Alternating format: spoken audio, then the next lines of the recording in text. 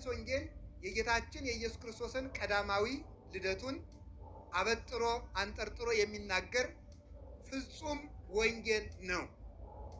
ዮሐንስ ወንጌል የሚጸልየው ሰው ከዝሙት ይድናል።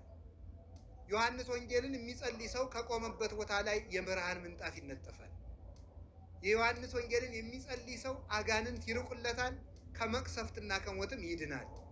21 ምዕራፍ አለው። ለሰባት ስታካፍሉት ሶስት ምዕራፍ ይደርሰዋል። ከዛሬ ጀምሮ በቀን 3 ምዕራፍ የዮሐንስ ወንጌልን አንብቡ። እግዚአብሔር ከዝሙትና ከመቅሰፍት ያድናቸዋል። ይሄ ቅዱስ ዮሐንስ ለምንድን ነው ከሌሎች ወንጌል የተለየው ሲባል የጌታችን ኢየሱስ ክርስቶስ ቀዳማዊ መለኮቱን የተናገረ አካላዊ ቃል ወንጌል ስለሆነ ነው። ዮሐንስ ወንጌል ወይም ዮሐንስ ወንጌላዊ ዮሐንስ አፈወርቅ እንደሚናገረው ከቅዱሳን መላእክት ይበልጣል ይላል። ከቅዱሳን መላእክት ይበልጣል ለምን ተባለ ሲባል ሁላችሁም አስቡ። አንድ ነገር ላሳስባችሁ።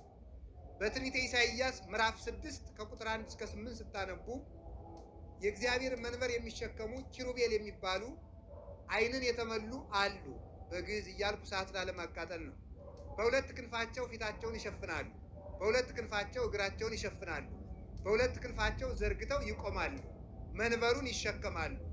እርሱን ግን ማየት አይችሉም። መንበሩን ተሸክመው ነው የሚቆሙ። ሱራፌልም ዙሪያውን ያጥናሉ። ከመንበሩ በላይ መውጣት አይቻላቸው፣ ማየትም አይቻላቸው። መንበሩን ብቻ እያዩ ያጥኑታል። በሁለት ክንፋቸው ፊታቸውን የሚሸፍኑበት ምክንያት አንተን ማየት የሚችል ፍጥረት የለም ማለታቸው ነው። በሁለት ክንፋቸው እግራቸውን መሸፈናቸው በአንተ ፊት መቆም የሚችል ማን ነው? ማንም የለም ማለታቸው ነው። ሁለት ክንፋቸውን መዘርጋታቸው በምስራቅም በምዕራብም ቢመረመሩ ቢበሩ አትመረመርም ሲሉ ነው። ፊታቸውን መሸፈናቸው በዓይነ ሕሊና አትመረመርም ሲሉ ነው። እግራቸውን መሸፈናቸው በእግረ ልቡናም አይደረስብህም ሲሉ ነው። በሁለት ክንፋቸው መብራራቸው በአክናፈ ሕሊናም አትመረመርም ማለታቸው ነው። ማየት አይቻላቸውም፣ ለመንበሩ ይሰግዳሉ እንጂ። ዮሐንስ ወንጌላዊ ግን መንበሩን አልፎ ቃል ብሎ ተናገረ። ከመንበሩ ስራ አልቀረም።